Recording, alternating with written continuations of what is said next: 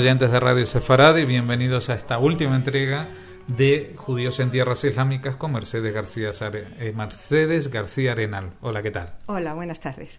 Bueno, hemos recorrido ya la parte histórica más lejana, desde el surgimiento del Islam, luego los tiempos de Al-Ándalus y del Imperio Otomano al principio, y luego en esta segunda parte en que empieza a evidenciarse el interés colonialista de Europa y cómo empiezan a trazar alianzas con las minorías judías de los países musulmanes. Y nos habíamos quedado un poco por allí, por esta zona de la penetración europea, hablando de los diferentes intereses que se conjugaban para esta peculiar alianza. El interés de los judíos por modernizarse, por lograr una emancipación de la cual Francia era el modelo.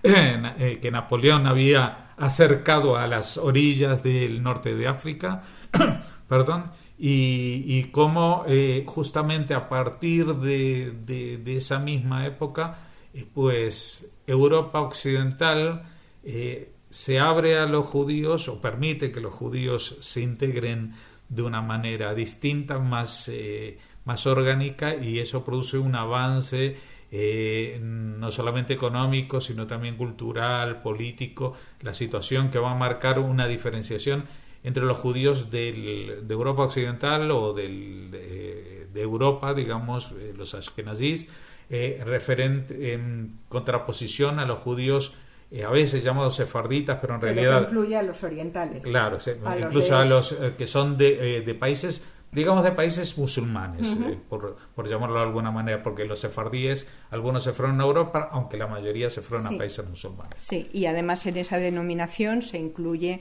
a judíos de Siria, Irán, Yemen, Irak, que no tenían ningún origen español. O sea que el apelativo sefardí incluye a aquellos que proceden de la península ibérica y a los judíos orientales.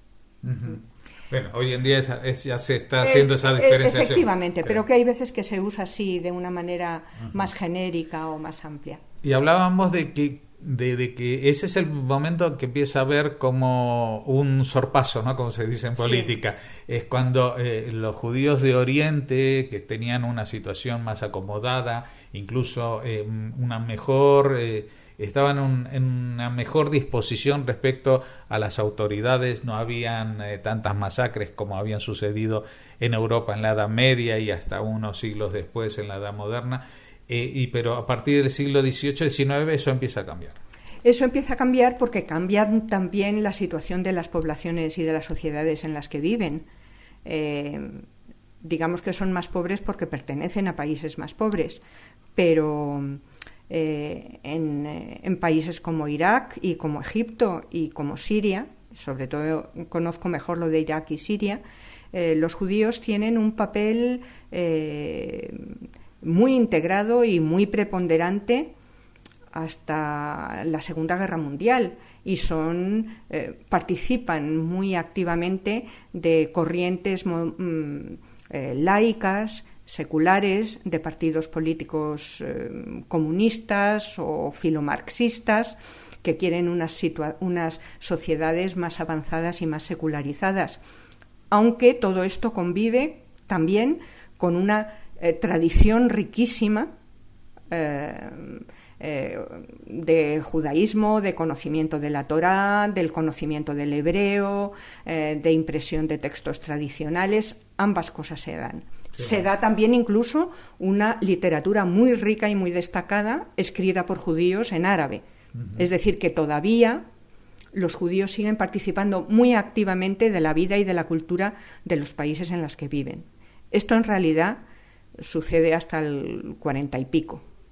Y la variación mayor procede de los nacionalismos, del desmembramiento del Imperio Otomano y del surgimiento de los nacionalismos árabes, que en un momento dado parece a mucha gente que van a ser nacionalismos modernizadores y más bien podríamos llamar que secularizadores o hechos, como sucedió también en Israel, por esos años, bajo un paraguas de lo que podríamos llamar un socialismo utópico, de cooperativista, pasa a radicalizarse en un nacionalismo árabe. Y todos los nacionalismos se definen por una base étnica y por unos orígenes y por la exclusión de otros. Y ahí es cuando las cosas empiezan a ponerse menos bien. No. Y ahí también pues ya empieza el Estado de Israel y tal, y ahí empezamos en otro conflicto que no nos interesa ahora. Lo que sí me interesa señalar es que en los años 40, incluso en los años 50, todavía, yo creo que hasta el 67, hay una cultura judía muy activa y muy rica en muchos países árabo-musulmanes, y que hay muchos judíos participando muy activa y muy orgánicamente de la vida de sus países. Uh-huh. Desde Marruecos a Irak. Uh-huh. Bueno, eso... Lo cual no quiero con ello presentar ninguna visión idílica. Son países pobres, son países en una situación económica muy difíciles, son países en movimientos transformadores de gran complejidad, donde están surgiendo nacionalismos que no se sabe por dónde van a ir. El caso de Lawrence de Arabia lo conocemos todos, ¿no? Son nacionalismos que incluso son atizados en determinadas direcciones por potencias coloniales europeas que quieren acabar con el Imperio Otomano. Es decir, que la situación es muy complicada y sería difícil marcar un solo factor o un solo grupo que lleve ahí la voz cantante.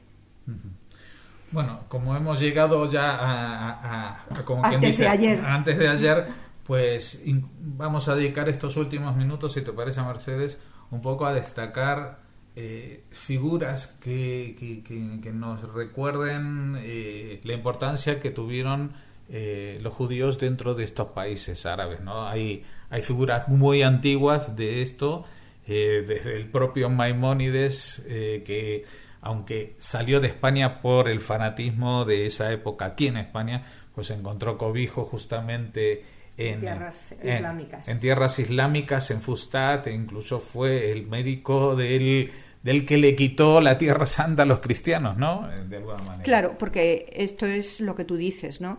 No conviene hacer una visión idílica y tampoco conviene hacer una visión unificada de dónde están los buenos y dónde están los malos, porque la historia es muy cambiante y los factores que intervienen son muy variados, pero una gran parte de la historia del judaísmo medieval y de los siglos modernos hasta el siglo XVIII tiene una gran imbricación con la cultura árabe, es decir, escrita en lengua árabe, y ha producido figuras de inmensa magnitud y una cultura de extraordinariamente importante ahí puesta, ahí situada, digamos, geográficamente. Pero si hablamos de personas individuales, yo hay veces que me sorprendo pues leyendo libros de personas actuales famosas, o en el mundo del teatro o del cine. Si uno mira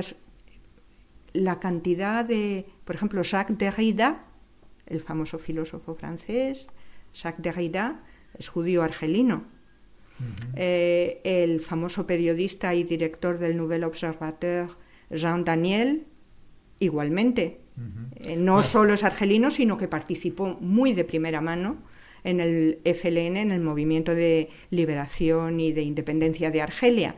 Es decir, que ha habido gente muy comprometida con sus países de origen. Uh-huh.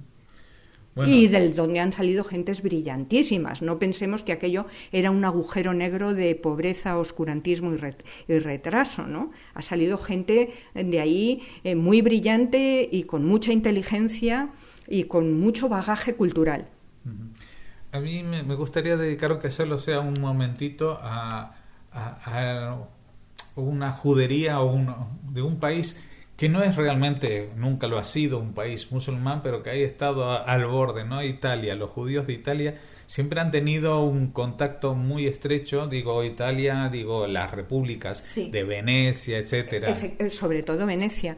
Venecia tiene una población judía numerosísima y importantísima, y la propia Venecia es ella misma, ¿no? La República de Venecia es una especie de puente entre Europa y el Imperio Otomano. Por allí pasa no solo todo el comercio, sino, como decíamos en alguna sesión anterior, el comercio no va solo, el comercio lleva objetos, lleva ropas, lleva modos de vida, comidas, manuscritos, libros impresos, ¿no? Y los judíos de Venecia desempeñan un papel importantísimo en ese sentido. Pues con este recuerdo para los judíos de Venecia te dedicamos nuestra gratitud, Mercedes, por habernos acercado a estas historias no siempre bien conocidas sobre la presencia de los judíos en países islámicos. Pues muchas gracias a vosotros y a los oyentes.